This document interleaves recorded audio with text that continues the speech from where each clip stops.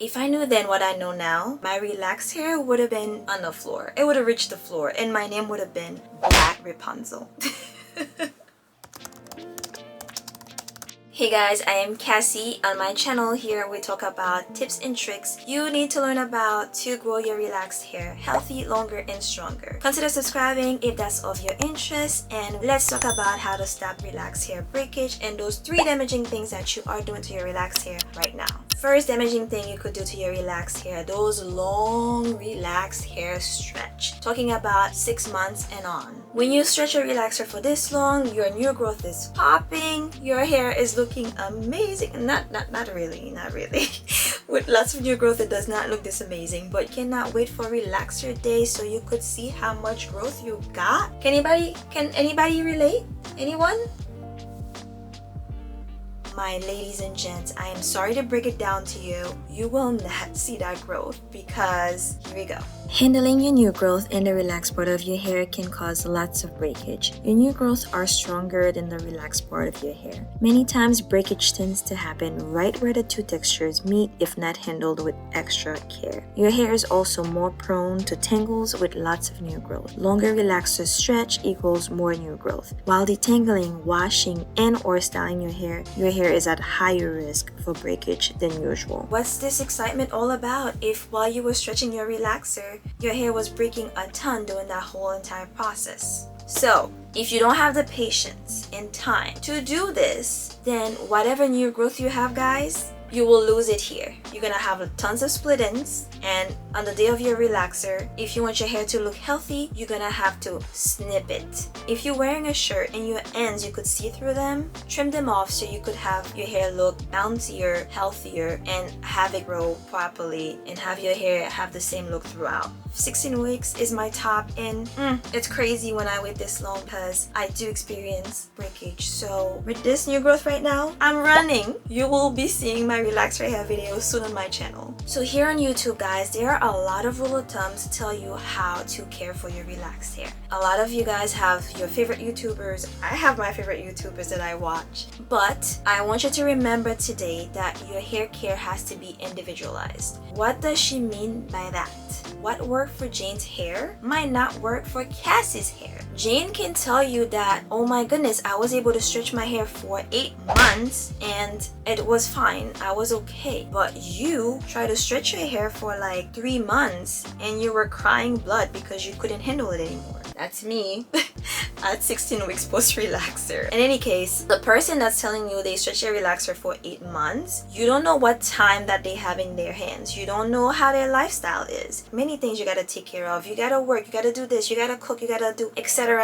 You don't have that much time in your hand. You cannot compare what they do for their hair to yours. Management of new growth is not a walk in the park. It takes a long time, first of all. It takes a lot of patience to be able to maneuver through the 2 different textures and not break your hair as much. From Cassie to you, your hair will break. It will be on the floor. You will see a ball of hair in your hand. You will be like, oh my gosh. What worked for Jane might not work for Mary. Moving on. Second damaging thing that you could do to your relaxed hair, and that's one of my favorite, is skipping deep conditioning on hair wash. You cannot skip this if your hair is chemically processed and you want to have healthy, beautiful, relaxed hair. Chemically processed hair, such as my hair, relaxed hair, and color treated hair, they tend to be drier than natural hair, I would say, and without proper moisture, it will break. There is no way around it. So fun history with me, when I used to not wash my hair at home and I used to go to the hair salon all the time to do it, sometimes I used to be pressed for time, or if it's not me, then the stylist used to be pressed for time because they had tons of employees. Oh my god, tons of employees,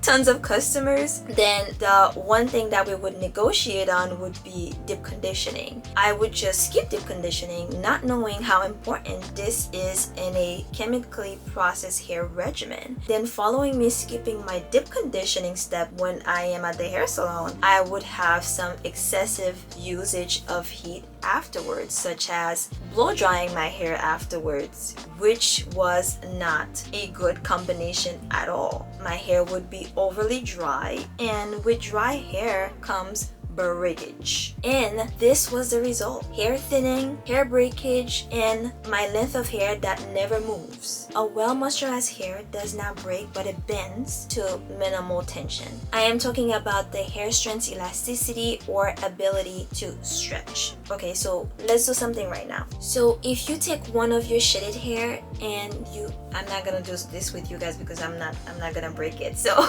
if your hair, you have in the bathroom somewhere some shitted hair, so go ahead and take that piece of hair, right, and try to create some tension by pulling or tugging on it slightly. You should see that the hair, instead of breaking right away, it's gonna keep stretching until it meets that point where it finally breaks. If your hair does that, that means your hair is well conditioned and well moisturized. But if you try to tug on the hair just a little bit and it snaps, ladies, gentlemen, your hair is crying for moisture. Deep condition it and moisturize it so you could improve your hair strength's elasticity. When your hair is well moisturized, it will not give in easily to the tension that your styling tools such as your comb, your white tooth comb, or your brush could cause while you're using them. It would most likely bend a little bit to that styling tool and not break just like that. Whereas if your hair is super dry, as soon as you touch that hair, it breaks. That's so sad. So ladies and gentlemen, before we move on to the third damaging thing to your relaxed hair that's also causing your relaxed hair to break, please kindly hit that like button after you watch this video or right now, and also subscribe to my channel and turn on your notification bell so you don't miss out on my next fire upload. Third damaging thing that you do to your relaxed hair is damaging protective hairstyles. Protective style, as the name says it, is supposed to be protecting your hair. However, some hairstyles, they do the opposite of protecting your hair, unfortunately. Protective style is super awesome, amazing to enable your hair to grow and flourish if done the right way. One thing I noticed during 2020, that's actually the year where my hair grew so much, just because I did not have to keep going and combing it through it, brushing through it. I had left my hair alone. Most I would do to it would be braiding it into my two little braids, and then I would go on with my week unbraiding it until wash day and start all over again. So that's when I realized one of the main ways to grow your hair is to leave it alone. And the best way to leave your hair alone is through protective styling. The most famous protective hairstyles are cornrows, braids, weaves, buns, and all of that. If you guys know some more, comment down below, let me know which other protective styles that you do on your hair, and that's super great to just leave your hair alone and stop over manipulating it and causing breakage. Oh, also I forgot, hair extensions. So some people do that, putting, I think, tracks it's called.